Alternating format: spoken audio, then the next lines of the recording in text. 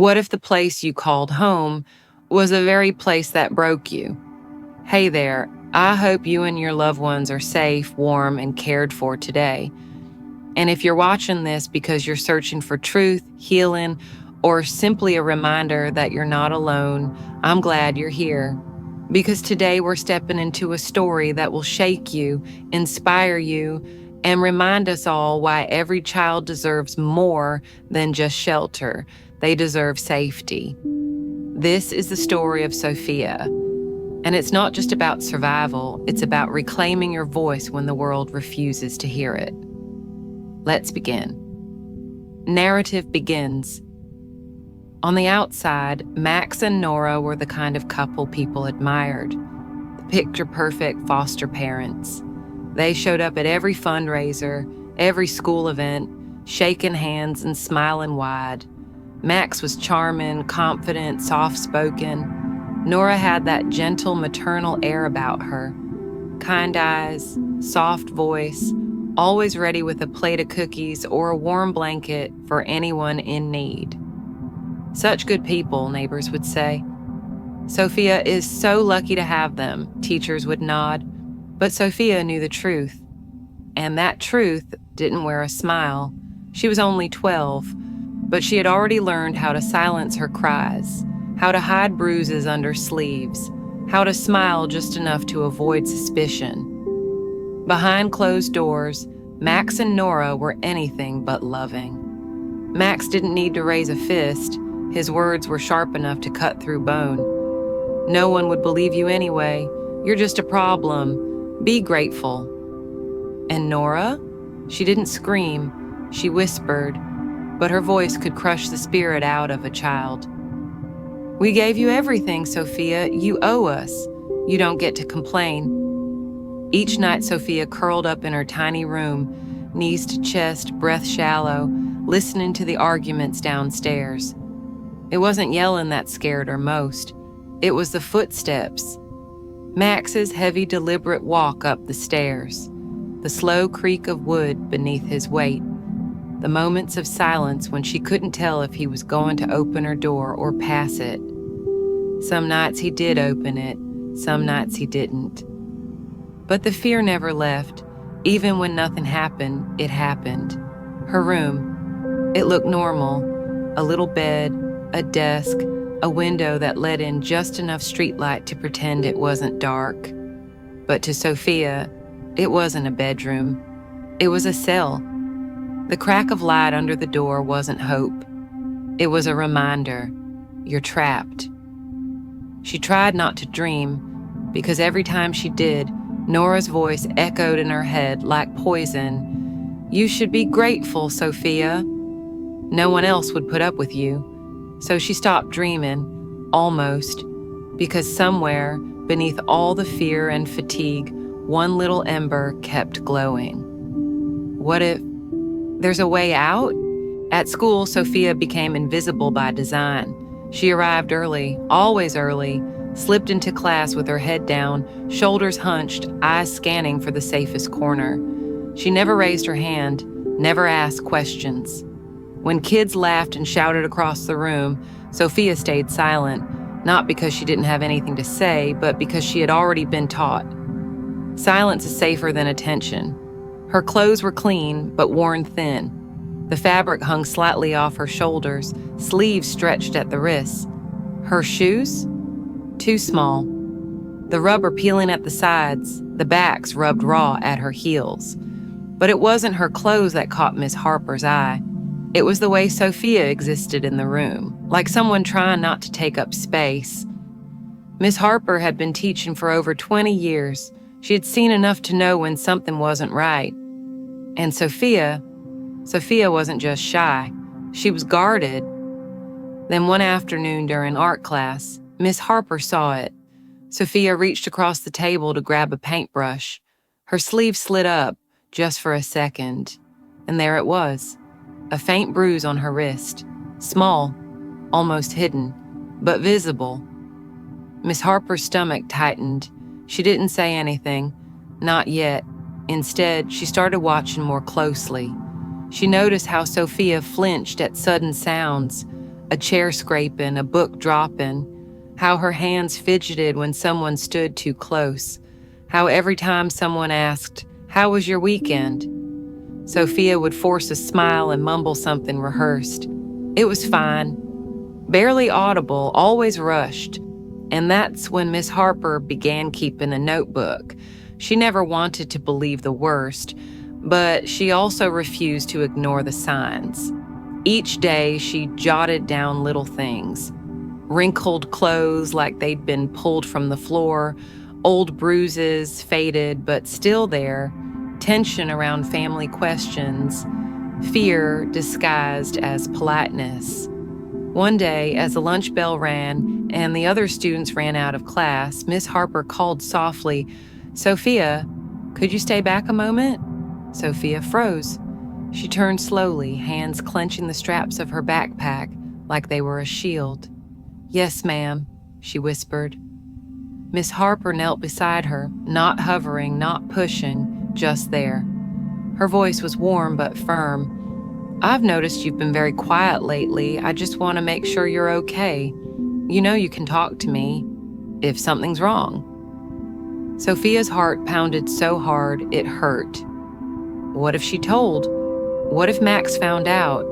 What if no one believed her, just like he said? She swallowed the lump in her throat and forced the words out.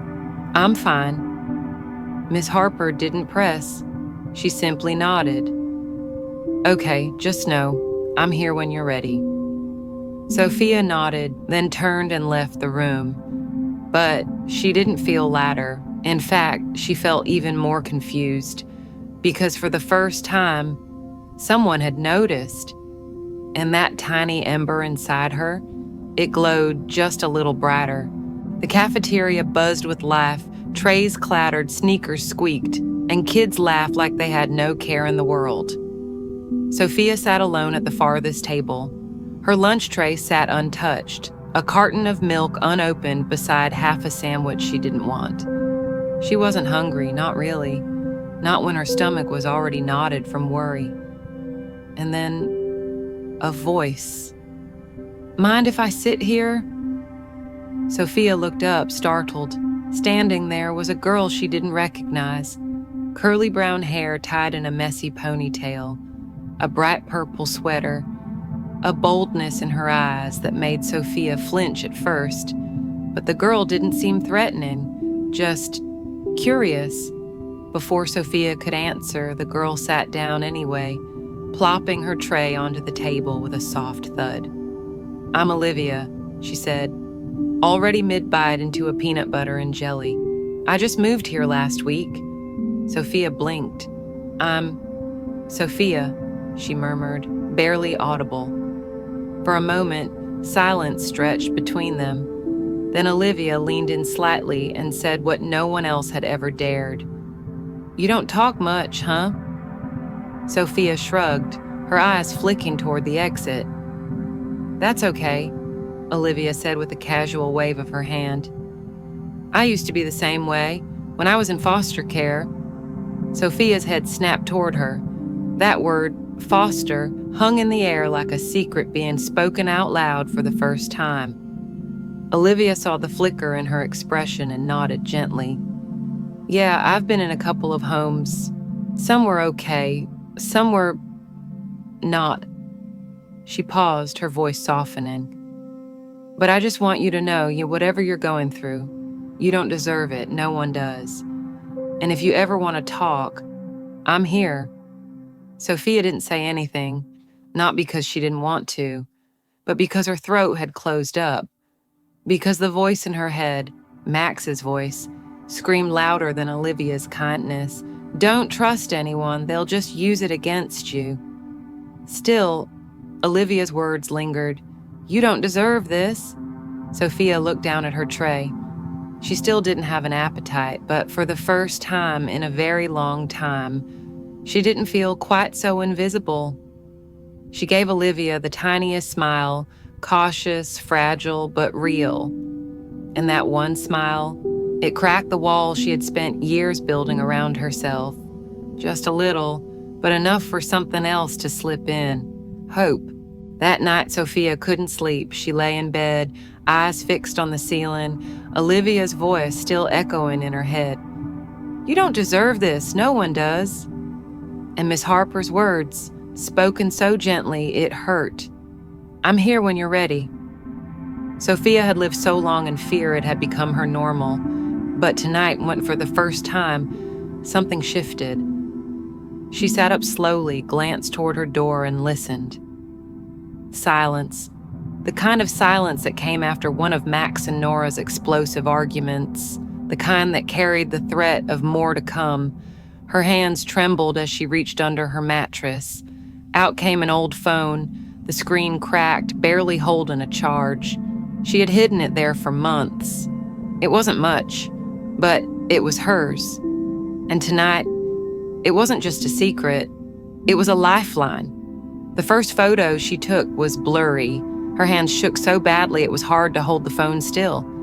She tried again, biting her lip, focusing. Click.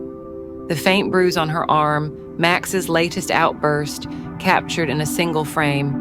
Each night after that, she waited for the house to fall into its familiar rhythm of silence. Then she'd move. Quiet as a breath, she'd tiptoe through the hallway, barefoot to avoid the creak she had memorized. In the living room, Max's briefcase sat by the table. Inside, paperwork, receipts, folders, and then she saw them. Foster care stipends, large payments. Next to them, receipts for designer handbags, expensive dinners, weekend getaways, nothing for her. Click, click, click. She took photos as quickly as she could, her heart pounding with every shutter sound. She knew the risks, if Max caught her, but something in her had changed. Fear hadn't disappeared, but something stronger had begun to take root, resolve. And one night, she took it a step further. From the shadows of the hallway, she pressed record on the phone and held her breath. Max's voice echoed from the kitchen. "You think I care what she wants? She's lucky to have a roof over her head." Then Nora, ice in her tone, "Keep her in line. We can't afford another visit from the agency." Sophia stopped the recording, her fingers numb, her breath caught in her chest. The next morning at school, her hands shook as she handed the phone to Miss Harper, her voice barely a whisper. I found these. It's proof." Miss Harper took the phone gently, her expression shifting from concern to quiet fury. "You've been so brave, Sophia," she said softly. "This is a big step."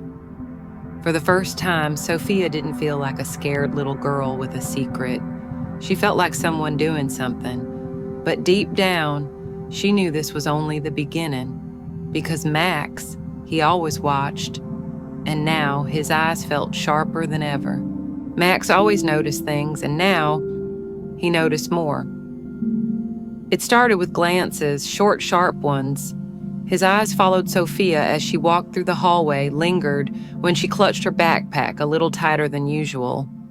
One evening, she passed him in the kitchen, her grip on the phone hidden deep in her bag, her breath held steady like she was walking through a minefield. Max didn't say a word, he just looked. And that look was enough to freeze her blood. Later that night, Sophia sat on her bed, motionless as she heard it. Thud, thud, thud. His footsteps on the stairs. She knew that sound too well. The rhythm was different this time, slower. He wasn't just walking, he was hunting. He didn't knock. He never did. The door creaked open. Max filled the doorway like a shadow swallowing the light. "I need to check something," he said flatly. His voice was calm, terrifyingly so, the kind of calm that came right before a storm. Sophia's heart pounded, but she nodded. He started with the nightstand, ripped it open, nothing. The closet, empty. Then his eyes locked on the small wooden chest at the foot of her bed. He flipped it open, just notebooks, trinkets, childhood things that had somehow survived. But Sophia wasn't thinking about the chest. She was thinking about the drawer, the one she'd almost left something in, the one that had once held the phone, before she gave it to Miss Harper. Max turned, walked to the desk, yanked the drawer open. Sophia held her breath so tight she felt like she might pass out. Nothing, not anymore.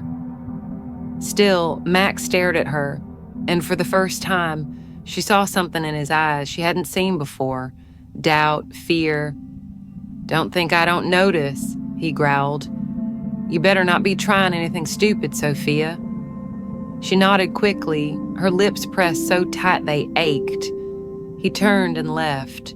The door slammed behind him like a final warning. Sophia didn't move, her arms wrapped around her knees. Her body trembled, but not just from fear anymore. It was the weight of something else. Time. Time running out. Max knew something. He was circling, and if she wasn't careful, everything, every shred of proof, would disappear. But that night, as she lay in the darkness, she whispered to herself, "Stay strong, just a little longer." And the fire inside her didn't go out. It grew. The house felt different now, heavier, like the walls had grown ears, like the floors had been taught to betray her. Max had become unpredictable, his words sharper, his movements quieter, his presence inescapable. Sophia no longer walked through the house. She calculated every step, every glance, every drawer, every second alone. Even Nora, once the quieter threat, had started watching Sophia differently. Less like a child under their care, and more like a problem waiting to explode. Then came the night. Dinner was quiet, too quiet. Max barely touched his food. Nora stared at her plate like it was glass. And then, as Sophia rose to clear her dish, Max's voice cut through the room like a knife. "Sit." Sophia froze. She turned slowly, lowering herself back into the chair, her eyes fixed on the table. Max stood up slowly, walked around the room, and stopped right behind her. She could feel his breath on the back of her neck. "Do you think I don't notice?" he said, low and venomous. "Do you think I don't see you?" Sophia's throat tightened. Her hands gripped her knees under the table. I don't know what you mean," she stammered. He leaned in closer, his voice now a whisper only she could hear. "If you say something to anyone, if you try anything, you'll regret it. Do you understand me?" She nodded quickly, her heartbeat thudding like a drum in her chest. Max straightened, cold, silent, satisfied. He walked away, left the room, and closed the door behind him. Sophia stayed frozen in her chair, her legs trembling, her palms sweaty, her mind spinning. That night in bed, she didn't cry. She didn't whisper for help. She stared at the ceiling and said, out loud, to no one and everyone, "I won't let him win." And just like that, her fear met her defiance. And they walked into the next day together. Because tomorrow would be the day she stepped into a courtroom. Tomorrow she would speak, and Max would listen. The courtroom was cold, not from the air, but from the weight of expectation pressing against every wall. Sophia sat at the front, her small hands gripping the edges of the wooden seat like it might keep her from floating away. Miss Harper sat nearby, composed on the outside, but her folded hands gripped tightly in her lap betrayed how hard she was holding it together. Across the room sat Max and Nora. Max, in a tailored suit, his expression stone cold, like this was just a business meeting he was confident he'd win. Nora, the picture of grieving elegance, dabbing the corner of her eye with a lace-trimmed tissue. They looked perfect. They always did. The judge entered. The room quieted. The defense may call its first witness. An older woman, neatly dressed with a pearl necklace and a polished tone, took the stand. "I've known Max and Nora for over a decade," she began. "They've been nothing but kind. I've seen them care for Sophia like she was their own." She smiled softly at the couple. Max gave a small nod in return. Nora squeezed the woman's hand with just enough pressure to say, "Thank you." Sophia stared down at her knees, her breath shaky. They gave her everything, the witness continued. School, clothes, support. I've never seen anything that made me question their love for her. The judge nodded. Thank you, Mrs. Clara. You may step down. Sophia didn't look up. She didn't have to. She knew what that kind of testimony could do. Who would believe you anyway? Max's words echoed in her head. Then came her name. Sophia, the judge said gently. Please come to the stand. Her legs felt like concrete, but somehow she stood. Every step felt too loud, too slow. She sat, the microphone seemed too close, the chair too big. The judge leaned forward. Take your time. Please tell us what's been happening. Sophia's mouth opened, but no words came out. Her gaze flicked toward Max and Nora. They looked calm, collected, confident. She looked back down, then whispered, They're not who you think they are. Silence. They yell at me all the time. They call me useless, say I should be grateful. Her voice cracked. Max scoffed, loud enough for the room to hear. This is ridiculous, he said. She's lying. We've done everything for her. The judge raised a hand for silence, but the damage was done. Sophia's voice shrank again. I'm not lying, she said, barely louder than a breath. Max leaned forward, voice dripping with righteous anger. We've supported her, loved her like our own. This is how she repays us. With lies, he motioned toward the neighbor. You heard her. We're good people. Sophia's shoulders curled in. Her eyes welled with tears. The words she had practiced, the truth she had carried, they all felt like they were slipping away. She looked at Miss Harper, who gave her a soft nod, a silent promise. I believe you. The judge leaned in once more. Sophia, do you have anything else to say? Sophia hesitated, her fingers twisted in her lap. Her voice shook. No, Your Honor, not right now. As she stepped down, the weight in her chest felt unbearable. It felt like she had failed. But deep down, a whisper still stirred. This isn't over. The room buzzed with quiet tension. Sophia sat back down, her body stiff, her gaze low. It felt like everything she'd been holding in, all the fear, the courage, the heartbreak, had spilled out and landed with a thud. She didn't win them over. She didn't feel believed. Not yet. But then, Miss Harper stood, not with hesitation, with purpose. Your Honor, she said, her voice calm but edged with urgency. I'd like to present additional evidence in support of Sophia's claims. The judge gave a small nod. Proceed. Miss Harper stepped forward and opened a folder on the table.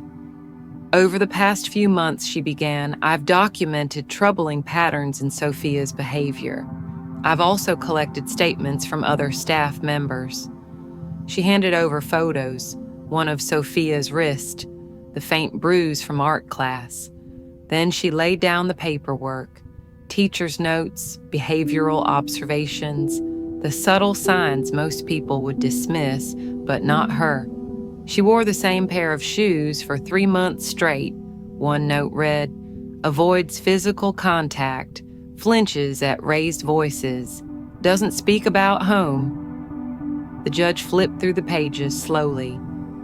But then, Miss Harper paused. There's more, she said, her voice quieting. She lifted another set of documents. These are financial records, brought to me by Sophia herself. Sophia looked up. Her breath caught. Miss Harper's eyes flicked toward her, a flash of pride, not pity. They show foster care funds being spent on personal items, luxury goods, vacation rentals, shopping sprees, while Sophia was left with worn clothes, no medical visits, and constant emotional neglect. The air shifted, heavier, sharper. Max sat frozen, jaw clenched, his lips tight. Nora's hand trembled slightly on the bench, her tissue crumpling in her lap. This child, Miss Harper continued, has carried the weight of fear on her shoulders for far too long. She's done something that most adults couldn't bring themselves to do. She spoke, and now it's our job to listen. The judge leaned back, processing, scribbling notes. Sophia felt her heart start to beat again, slower, stronger, but she could tell it still wasn't enough. The judge's tone was even, too even. "Thank you, Miss Harper. Your evidence is compelling, but I'll need to hear more before a final decision." Sophia's stomach twisted. Not enough, not yet. Miss Harper returned to her seat, calm face, shaking hands. She leaned toward Sophia, whispered just loud enough, "We're not done yet." And that was all Sophia needed, because inside her, that ember, the one she thought Max had stomped out, was burning again. This wasn't over. It was just beginning. Sophia's palms were slick with sweat. The courtroom was too quiet, not peaceful, tense, like the air itself was waiting to see if she'd sink or rise. Miss Harper's evidence had shaken the room, but the judge hadn't leaned forward yet, hadn't felt it the way Sophia needed her to feel it. And then, in a single breath, Sophia remembered. The recording. Her hands moved before she could second-guess herself. She reached into her backpack and stood, abrupt, shaky, but determined. "Your Honor," she said, her voice catching, "there's something else." All eyes turned to her. Max's head snapped up. Nora's shoulders went rigid. "I have a recording," Sophia said, louder this time, "of them talking when they thought no one could hear." A pause, then a hush fell over the courtroom like fog. The prosecutor stepped forward. "With the court's permission, we'd like to play the audio." The judge gave a firm nod. "Go ahead." The phone was placed on the speaker. The room held its breath. Click. At first, there was just ambient noise, the clink of silverware, the distant hum of a TV. Then, Max's voice, cold and unmistakable. "Keep the kid quiet and the money keeps rolling in." Then Nora's voice, soft, tight, and cruel. "We can't afford for her to say anything. If she talks, it's over for us." The silence that followed was thick. No one moved. Even the bailiff looked stunned. Sophia's fingers trembled at her sides. She didn't dare look at Max, but she felt him, unraveling. The judge leaned forward, finally. "Do you deny that this is your voice?" she asked. Max opened his mouth, but nothing came out. Nora dabbed at her face, her hands now visibly shaken. The judge turned to the room. "This recording is clear evidence of exploitation and neglect. It cannot be dismissed." Sophia let out a breath she didn't know she'd been holding. Miss Harper reached over, gave her hand a quiet squeeze. "You did it," she whispered. "You did what no one else could." Sophia blinked, a tear rolling down her cheek. Not from fear, not from shame, from relief. This wasn't just evidence. This was the moment the truth finally had a voice, and that voice was hers. The room had never felt so still. Even the air seemed to pause as the judge leaned forward, her hands folded, her voice steady and unshakable. After reviewing the testimony, the financial records, the behavioral reports, and the audio recording, this court finds Max and Nora guilty of child neglect and financial fraud. Sophia didn't move. She couldn't. It was like the words had landed on her chest, not like a weight, but like a key finally turning the lock. She looked at Max and Nora. Max's face had gone pale. Nora clutched his arm like it might keep her from collapsing. "Effective immediately," the judge continued. "You are stripped of your foster parent status and will face sentencing for your crimes." Max shot up from his seat, his voice suddenly filled with fury. "This is outrageous. We gave her everything." Nora's tears spilled over, but even they felt rehearsed. "Please, Your Honor, we didn't mean—" The judge raised a hand. "Enough. Your manipulations end here." 2 officers stepped forward. Max and Nora didn't fight. They just shrank, smaller and smaller, as they were led out of the courtroom. Sophia watched them go, her eyes dry, her body still. There was no triumph in her, no gloating, no smile, only a quiet exhale, because it was finally over. "Sophia," the judge said gently, turning her gaze back to the girl in the front row, "you've shown incredible bravery, and I want you to know none of this was your fault." Sophia nodded slowly, her lip trembling. "You deserve a safe, loving home. That's already in motion. You won't go back. You never will." The words hit her harder than the verdict. "You won't go back." It felt unreal. As the courtroom emptied, Miss Harper knelt beside her. "How do you feel?" she asked, her voice soft but strong enough to hold Sophia steady. Sophia looked down, then up, searching for the right words. "I don't know," she said honestly. "It's a lot." Miss Harper smiled gently. "That's okay. You don't have to know. You don't have to do this alone anymore." Sophia blinked. Then Miss Harper said something that took her breath away. "Sophia, I've been thinking about what happens next. And if you're willing, I'd like to give you a home, a real one, with me." Silence, then a whisper. "Live with you?" Sophia asked, voice trembling. "Yes, if you want that." Sophia didn't respond with words. She just nodded, once, then again, as tears streamed freely down her cheeks. She leaned into Miss Harper's arms, not because she had to, but because she could. For the first time in years, she belonged somewhere. She was safe. So, who was right? Who was wrong? Max and Nora wore kindness like a costume, but underneath, they were powered by greed, by pride, by fear of being exposed. They were wrong. Not just legally, but deeply. They forgot what it means to love a child. They treated Sophia like a paycheck, not a person. But Sophia, she was right, not because she was perfect, but because she was brave. She didn't wait for someone else to save her. She found her voice, her strength, and her justice, one whisper, one bruise, one photograph at a time. And Miss Harper, she did what more adults should do. She noticed, she listened, and when it mattered most, she stood up. This story teaches us that evil often hides behind polite smiles, that children are silenced not just by threats, but by a world that's too busy to listen. But it also teaches us something powerful. The truth doesn't need to shout to be heard. It just needs to be spoken. And when it finally is, it can change everything. If this story moved you, share it. Comment below with your thoughts.